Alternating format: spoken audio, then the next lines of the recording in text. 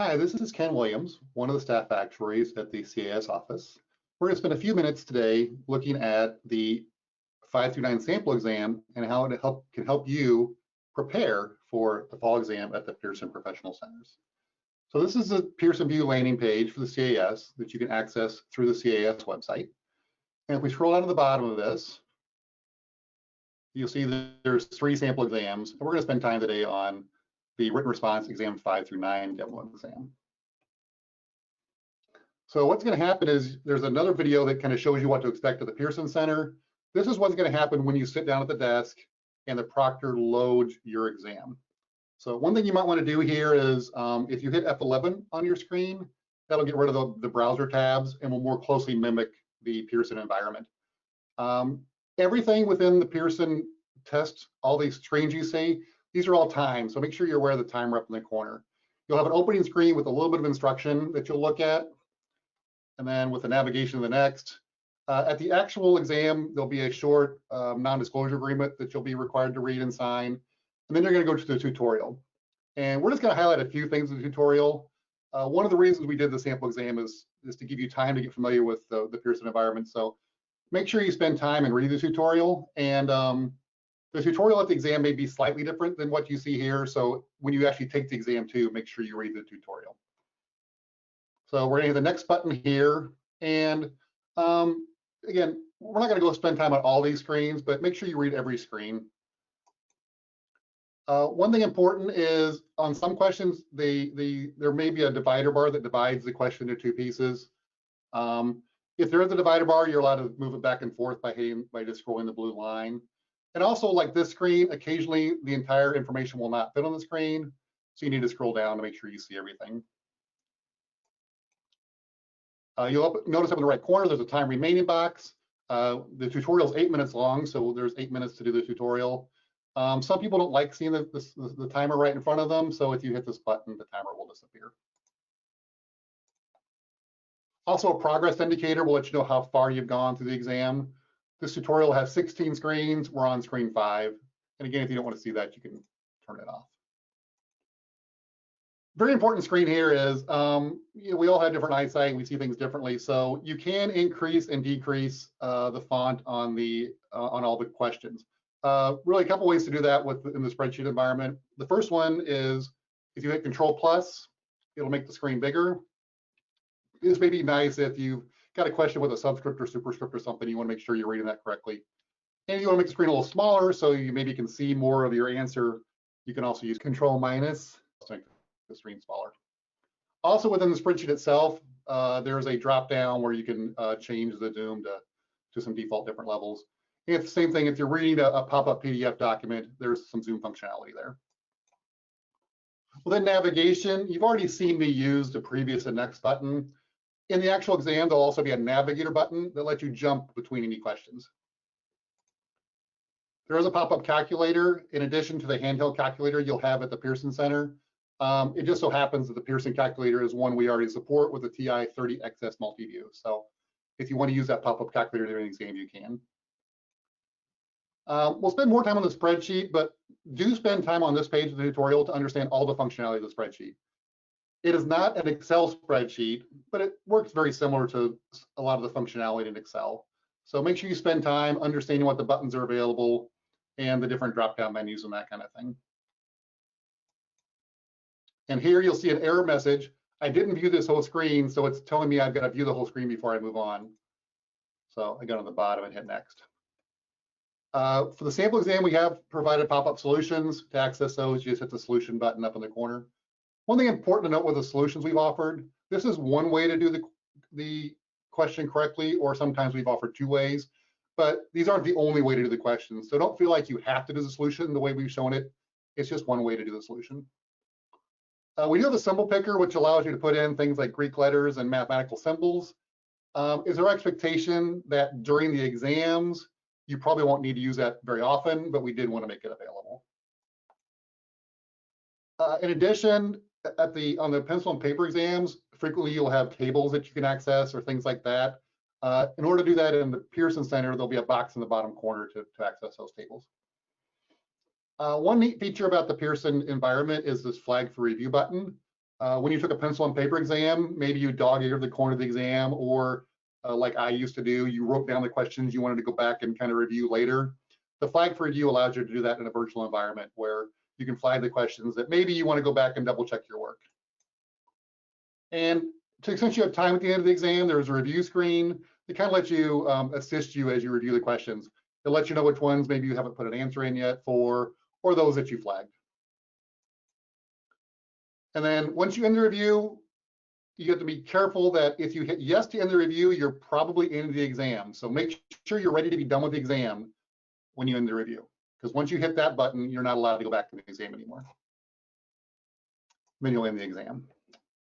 So now we're going to go into the actual exam environment. As pointed out here, this is not a real exam. We're not recording your answers or anything, but hopefully it does give you a chance to practice in the environment and make you more comfortable as you take the exams in the fall. And this is an important screen right here. This little button pops up here. At this point, you want to make sure when you're in the center that you're very comfortable, ready to take the exam. You know, you've got your little cubicle set up the way you want to, your calculator's available, the scratch pad's where you want it to be. You've got your desk and chair set where you want it to be, because once you hit yes here, your timer is actually going to start. So now we're in the actual exam environment, and this is very similar to what you're going to see in the November exams. So let's work our way around this screen really quickly.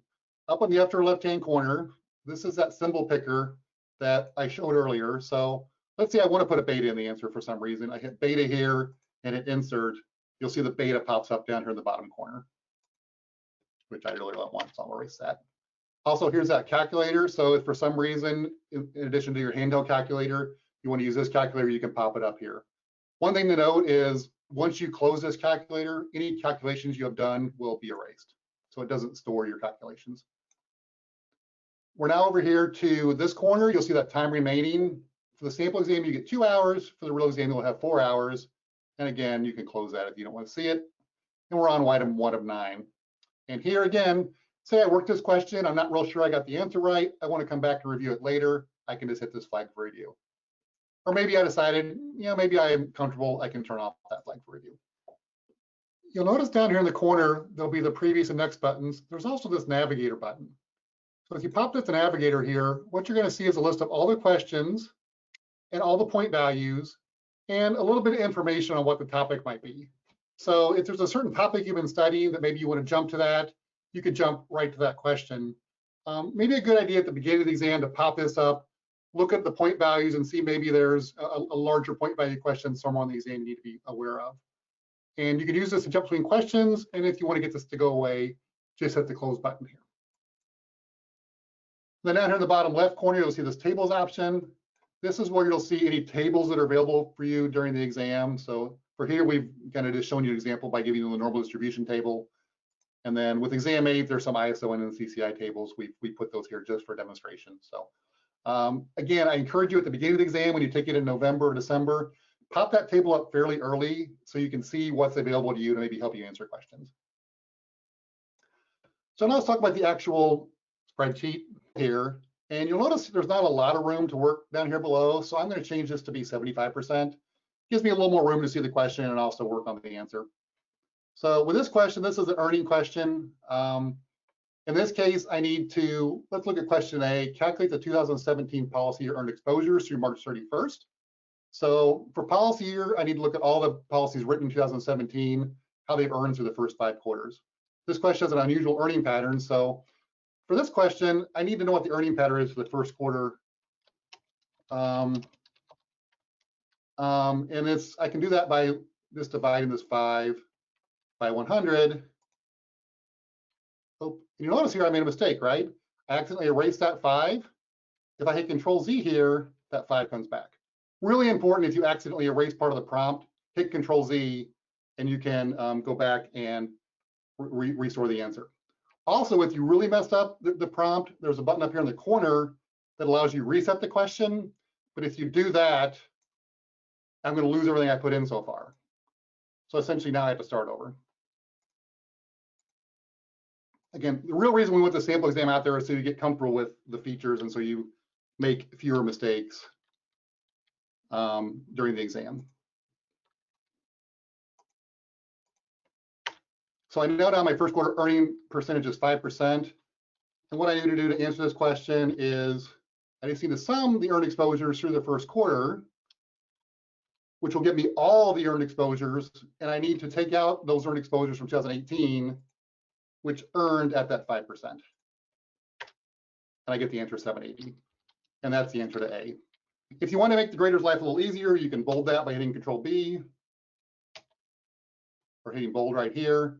And the answer is bolded, a little easier for the grader to see. Entirely your option. You're not required at all to format. If you misspell something, don't worry about the misspelling. As long as the graders know your intent, you're going to be okay.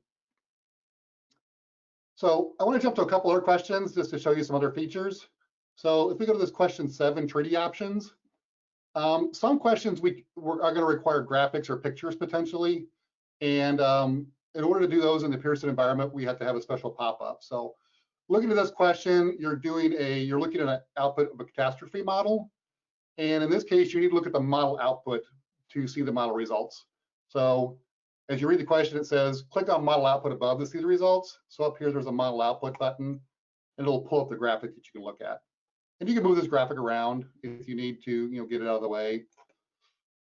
And then once you're done looking at the graphic, you can just close the graphic.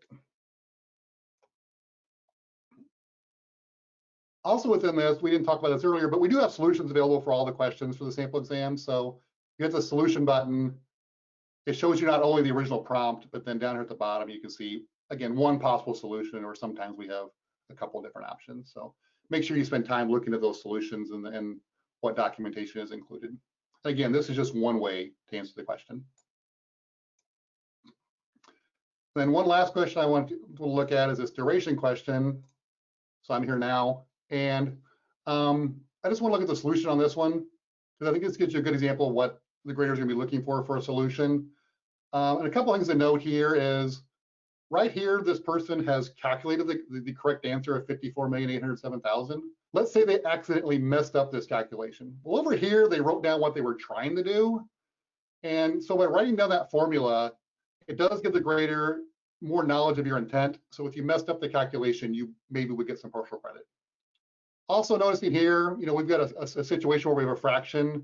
The way you can set that up is just use this underline button up here, and that will underline part of the fraction for you. You can kind of create a fraction by using the underline.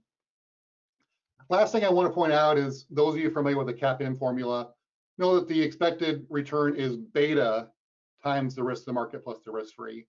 In this case, you really can't type a beta. You can use that symbol clicker if you wanted to up here. But if you type a B here, the graders are going to know you meant beta. So it's fine to do that. Also, if you have maybe a situation where you needed to type a subscript, you can't type subscripts in the spreadsheet environment. But if you did something like R sub I to indicate a subscript, that would be fine for the graders. So the real thing is to make sure the graders can understand your intent. They realize it's a spreadsheet environment and you can't necessarily do everything you do on a pencil and paper. So this is now the last question. So if I hit next here, it's going to pop up this review screen, and I can see that I worked on question 7 and 9 and question 1, but a lot of questions I didn't see. And so it kind of shows you which ones you've looked at and which ones you haven't looked at. And again, even here, I can come back and say, I want to look at question 6, so I can flag question 6. So it gives you a chance to kind of jump back through questions.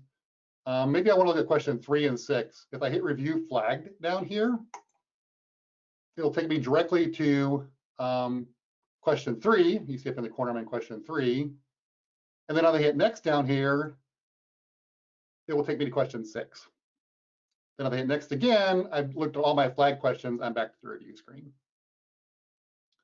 Also, there's an instruction button up here to give you a little bit of instruction on how this review screen works. So at this point, I'm happy with this exam. I'm going to hit my in review. It's going to be a little warning message saying, hey, you haven't answered all the questions. Are you sure you want to end? I hit yes. Gives me a second warning message because, again, at this point, I'm ending the exam. So they really want to make sure you're done.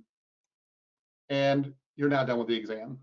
In the Pearson Center, you'll be taken to a short survey so we can get your feedback on how the process went and we can improve the process for future exams.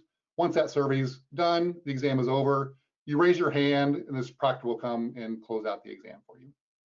So hopefully this gives you a little bit of help as you prepare for the November exams, and wish you the best success when you take those November exams. Thank you.